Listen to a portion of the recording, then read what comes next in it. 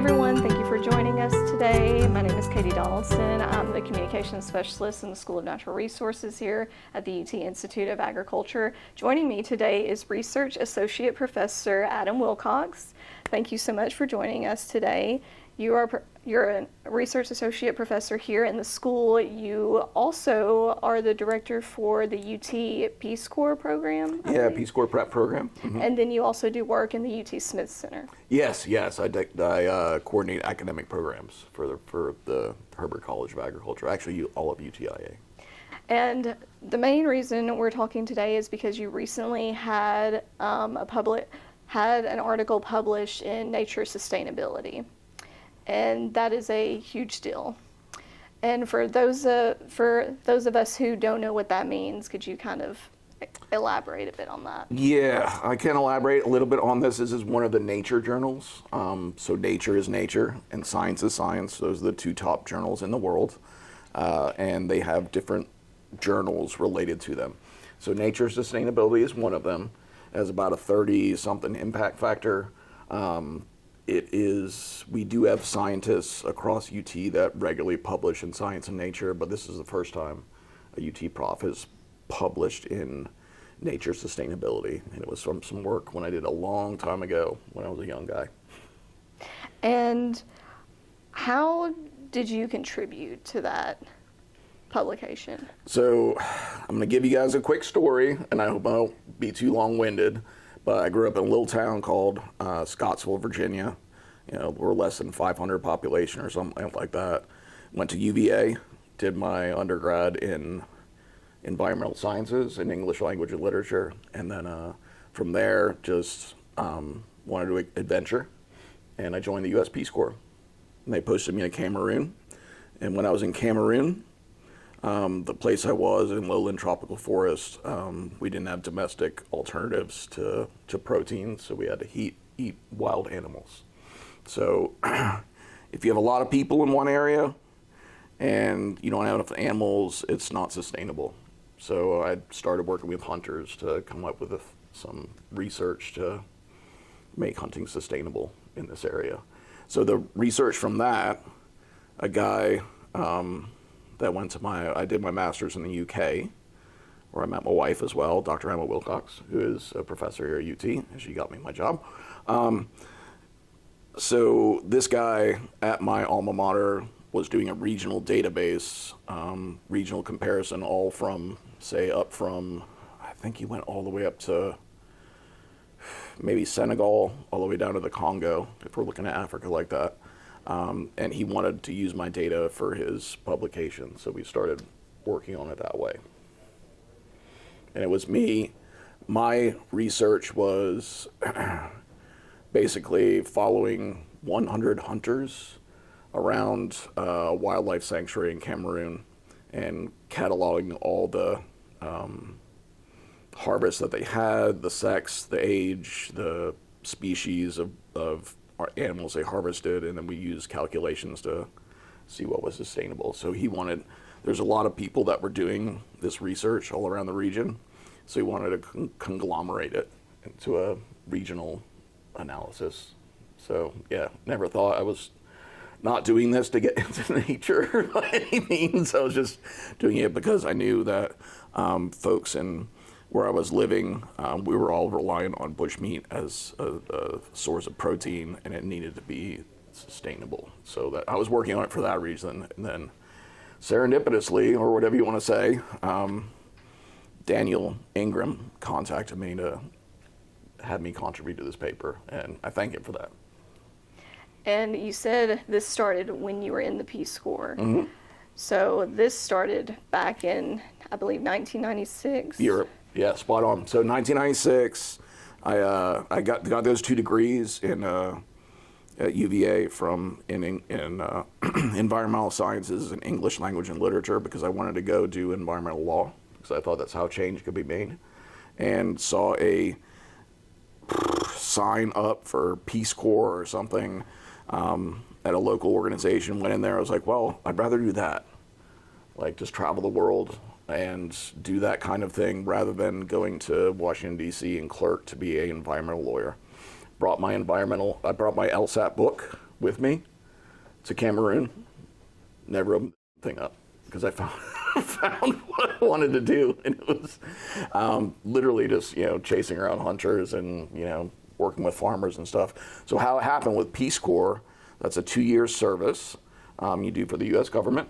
You serve the U.S. government. I was doing agroforestry, and the Wildlife Conservation Society, WCS, was working in the area, the same area where I was posted. Just luck of the draw, I guess.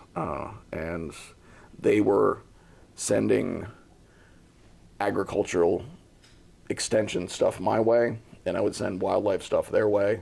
I got a good rapport with hunters, farmers, everybody, and when I finished my Peace Corps service, WCS, the Wildlife Conservation Society, hired me to do community assessments, and this was my first sort of research project that I fell into because we were doing community assessments around the sanctuary. The main things that people were harvesting were wildlife for food and non-timber forest products. And I was connected with hunters, and they let me run, let me do my project. So.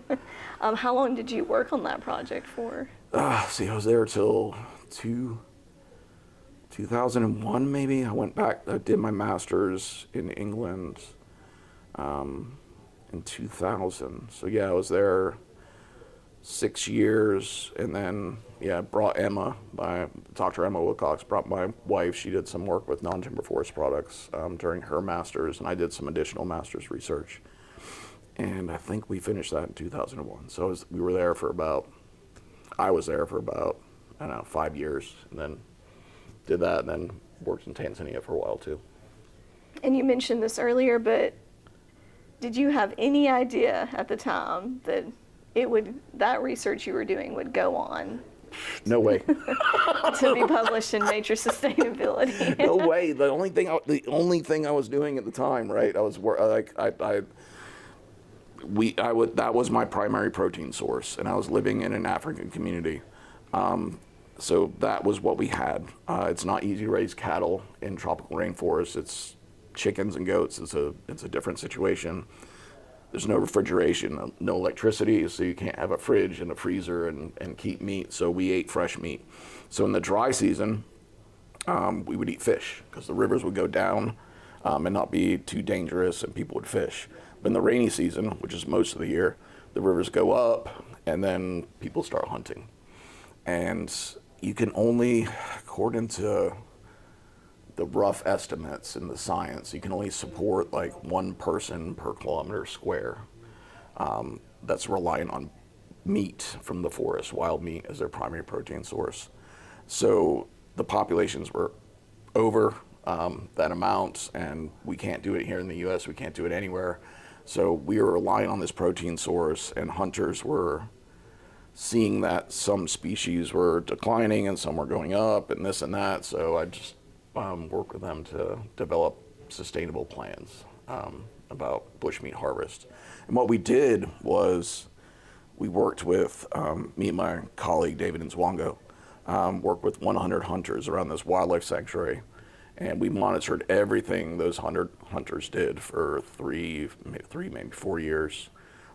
Where it was, what it was coming, where the bushmeat was actually coming from. We did some GIS stuff, and then we took that information and presented it back to the communities so that they could make their own decisions based around what the data was, and we were using local people, and communities started coming up with hunting management plans. There's not a lot of government regulation or support for conservation. It's just it's a cash-strapped developing country.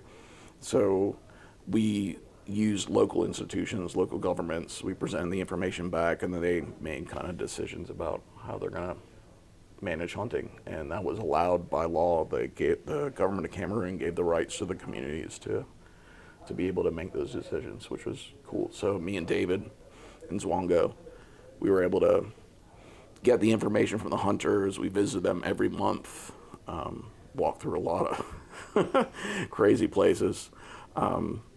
And yeah, they made some really cool decisions about fishing and hunting and that sort of stuff. And I hope it's a little more sustainable these days than it was. So that's how I got into it.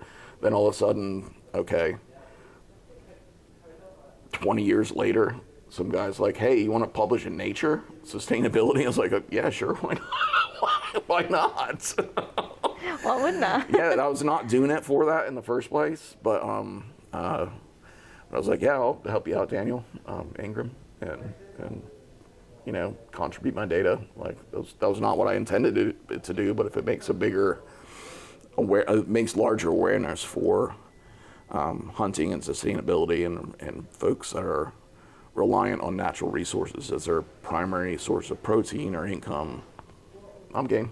So it was really neat. And whenever you were working with those communities and they started implementing those management plans, at the time, or have you spoken to anybody? Have they seen a difference? So right now, Southwest Cameroon is not in a great place. It's not put on the news. I cannot actually return there right now because they're essentially Cameroon is bilingual or European lingual. So you got this little part of Anglophone, English-speaking people, and you got the majority is Francophone, French-speaking people. And the Anglophones are more associated actually with Nigeria, which is also Anglophone. So there's been some pretty violent conflict in Southwest Cameroon. And a lot of the villages that I worked with actually were kind of dispersed by the Francophones. So I'm working with this guy, Chico Kaffer, who's from Nigeria, from a very similar region. And I want to get back to Southwest Cameroon to see what's going on. But we're probably just going to start in Nigeria. I speak the local language and stuff. So one tangible thing that actually happened during the study, so I don't have any immediate plans to go back, but one thing that actually happened during the study, there was one village where elephants had been a problem destroying crops, right? Because elephants, they come in and they're very big animals and they eat lots of food and they eat the cacao, the cocoa, they destroy,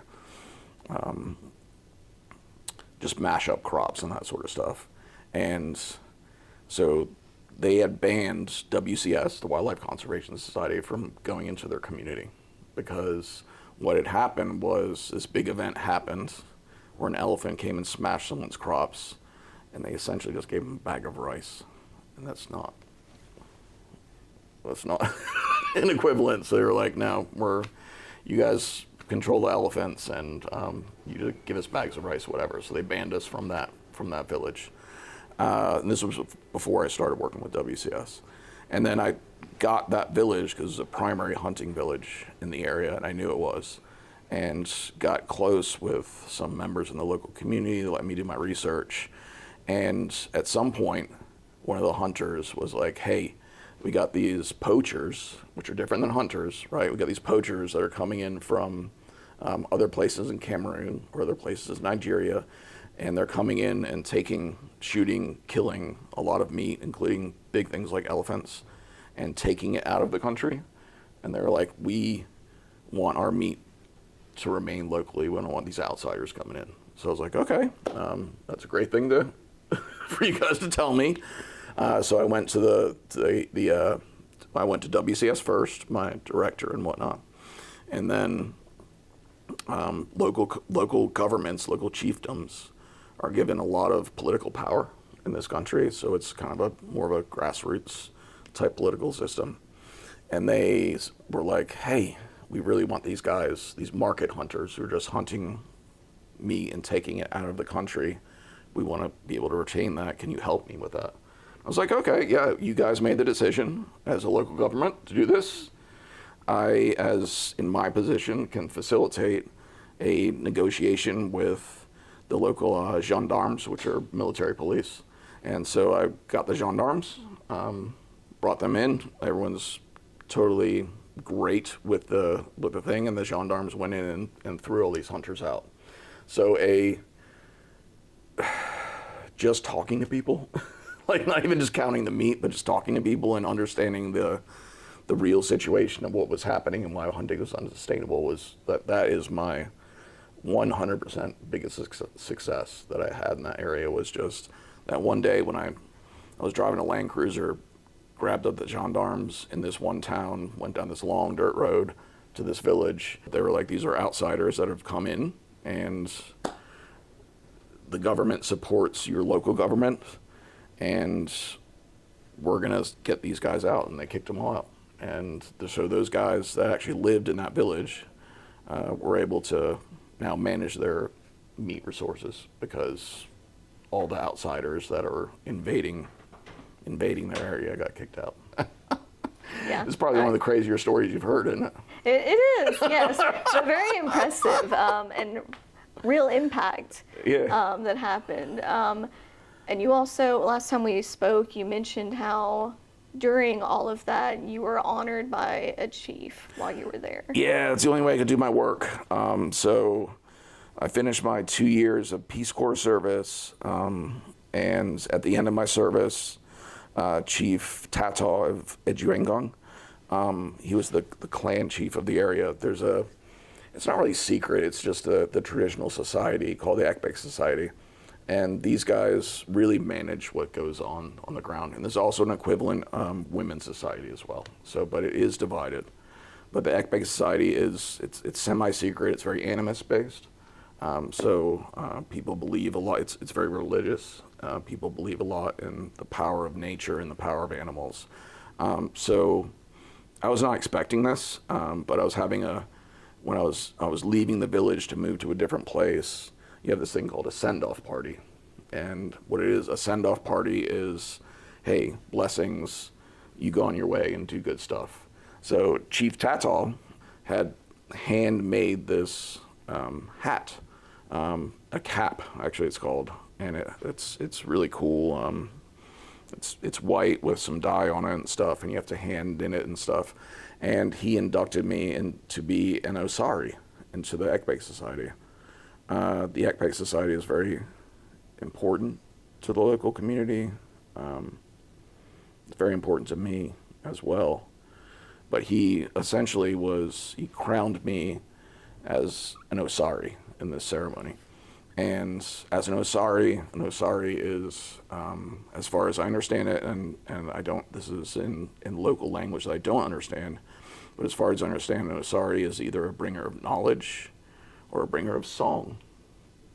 I don't sing very good. So that was definitely like, God, I've got PhDs and publications and all that stuff. But for someone to recognize my efforts to bring knowledge to a local community and be essentially a part of that local community and feel that local community and be accepted into that local community that's definitely the highest honor of my life, even way more so than this publication. That's just words on paper or on the internet or something. So that is my highest achievement. I know in the scientific community, I don't do that much research, so this nature sustainability pub is probably going to be the top one I get. So that's great, but that's my highest accomplishment as a person. Second highest accomplishment is definitely making that crazy serendipitous decision to go to England and meet up with Emma Willcox, my wife. That's my number one achievement. But the being a chief was second.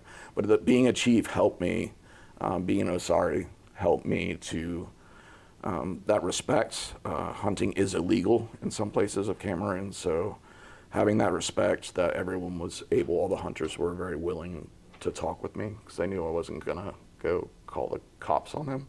I was actually working with them to do sustainable hunting. So yeah, greatest life achievement being an Osari. I love it. I still wear my cap every once in a while.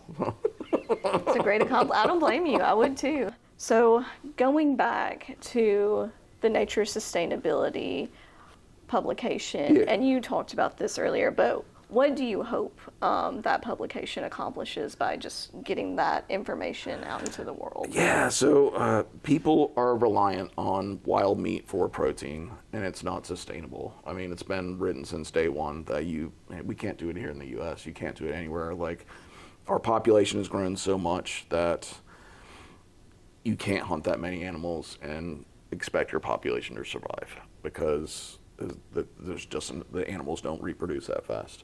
So by raising awareness to this issue that we have people reliant on wild meat as their primary protein source, and then coming up with strategies, alternatives, something along those lines to say, hey, if we don't get the hunger under control, or the humans' need for protein under control, well, there's no way we can ever conserve wildlife.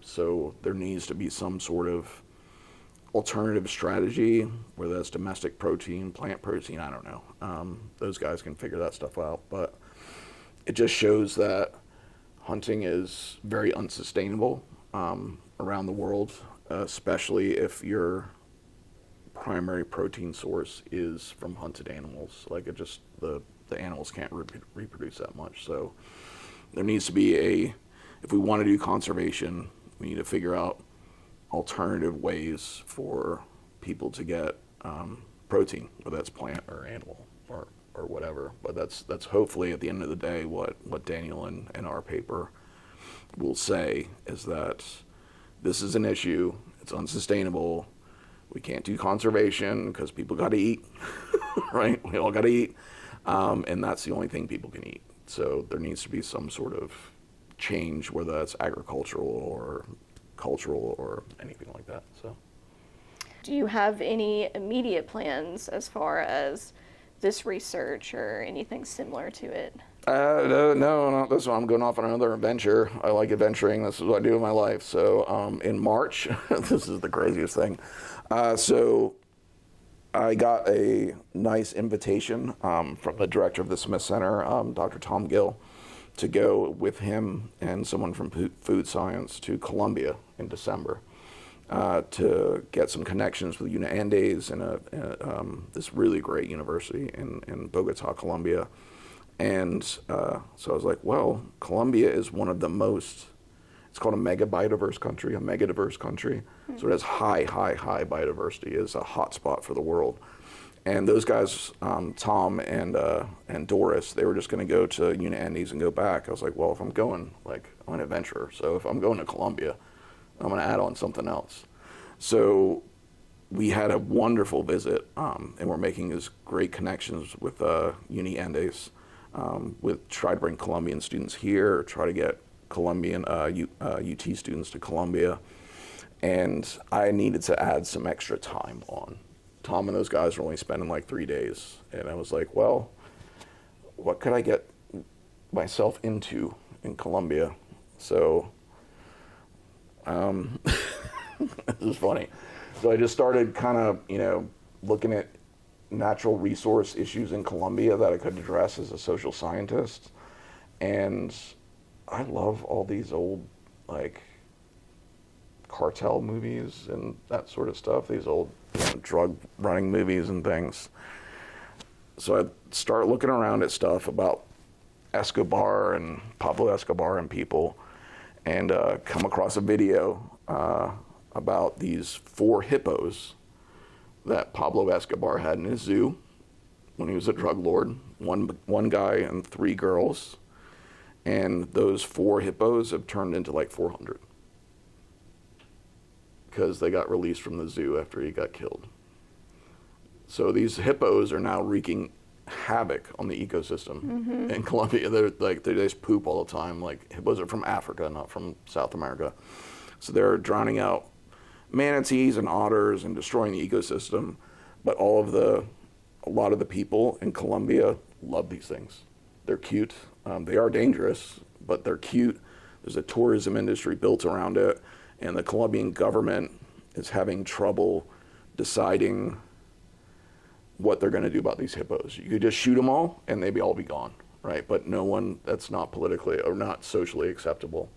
So I watched this video, found this guy, David, and I was like, hey man, I'm just going to go to Medellin after my visit to Uni Andes and talk to people and see if this is a potential project. I was like, okay. And David was like all over it. I was like, whoa, I literally cold called or emailed David off his, it's a Vice News video or something.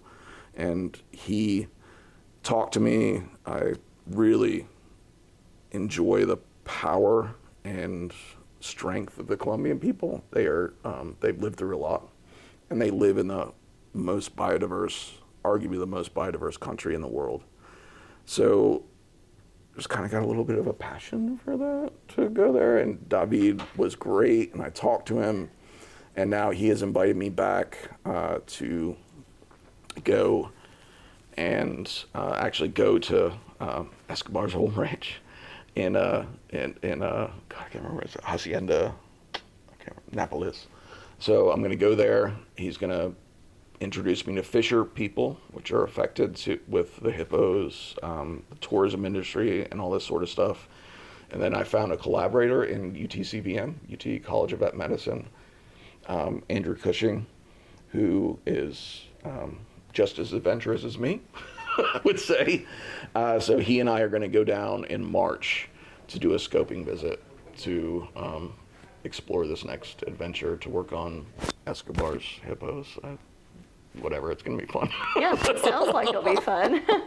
So yeah, anyway, that's the kind of stuff I like to do, and that and then just teaching. Like I just love teaching students. Like that's kind of how I found my place here at UT is, being able to, in addition, impact local communities, but to, a lot of people, students I take from UT to experience the connections I have abroad.